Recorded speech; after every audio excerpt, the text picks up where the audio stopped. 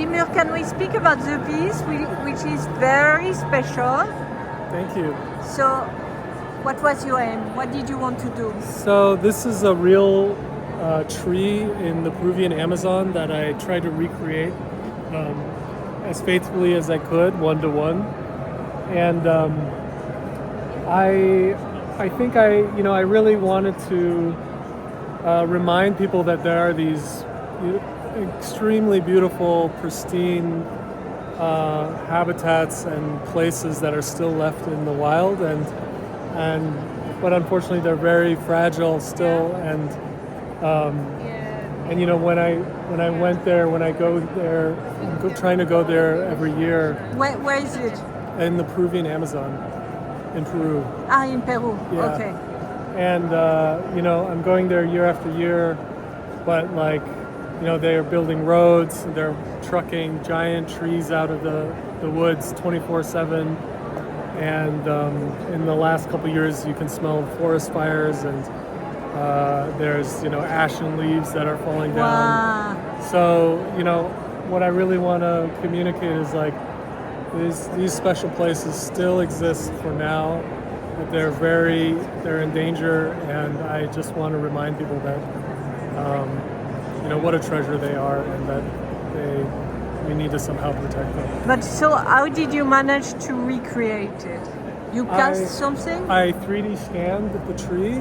You scanned the tree? I scanned the tree, so the tree is still alive, still happy in its place. But how do you scan?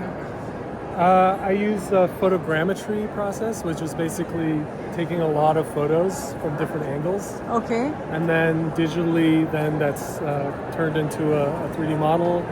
And then I have, a whole digital production process with many different softwares, and, fill in the gaps in certain ways, certain areas where I don't have scans, or, for example, the leaves you can't really scan. And what about the video? And the video actually comes from the real little creek and pond that is underneath the real tree. And you filmed it? And I filmed it. I stood on the root with my camera. Yes. And I took a video of the water, and of course I use digital techniques to stabilize it and to process it into this format. But so it means you went with a lot of machine in the Amazon? No, just with my digital camera. Ah. Yeah. Even to scan? Yes, just even to scan. Just a normal Sony 7R3 digital camera. And then the trick is I just have to get a lot of photos from different angles. It's interesting because there's a contrast between what you do in terms of technique and what you speak about. I get this question a lot, and I think that ultimately, I think artists have been using technology to depict nature since cave paintings. Ochre was the original artistic technology. Yeah, for sure. And so really, these digital techniques, it's what I grew up with, it's what I have access to. And you grew up where? I'm from Berlin originally, and then when I was 8 years old, I moved to the States, into Arizona, and then I grew up there. And my father is also Chinese, Mongolian Chinese, and so I have spent a lot of time in And above all that international things, Amazon. Why Amazon? So part of my practice is really trying to visit wild places and document them, and ultimately trying to remind people that these kinds of pristine, beautiful places still exist for now. And so you travel all over the world?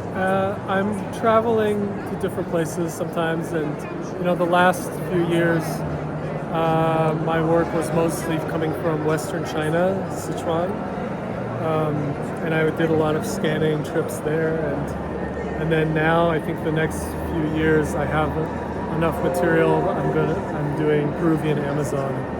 And when you go to this kind of place, you live there also?